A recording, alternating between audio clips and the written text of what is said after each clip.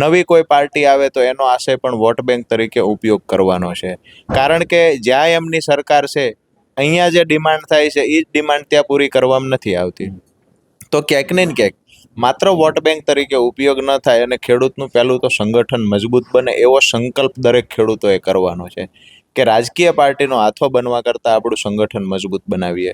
અને એ દિશામાં ગીર સોમનાથથી યાત્રાની શરૂઆત થશે, 7 જિલ્લામાં ફરી સુરેન્દ્રનગર પરત આવશે.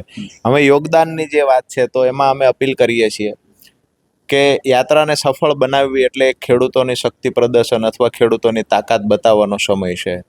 મૂળ એક સવાલ મારો વચ્ચે એ છે કે સ્વાભાવિક છે, કોઈ પણ યાત્રા તમે કાઢો, કોઈ આ મોટું અભિયાન છે, એમાં ખર્ચો થાય, એમાં રહેવાની વ્યવસ્થા, એમાં ગાડીની વ્યવસ્થામાં ડીઝલ, એમાં તમારી સ્ટેજ બાંધવાનો ખર્ચો, આ તમામ વસ્તુઓ હોય તો સવાલ થાય કે રાજુ કપડા કેવી રીતે મેનેજ કરશે? હું એના પર તો વાત કરી રહ્યો છું. કોઈને જોશે તો હું યાદી પણ આપીશ.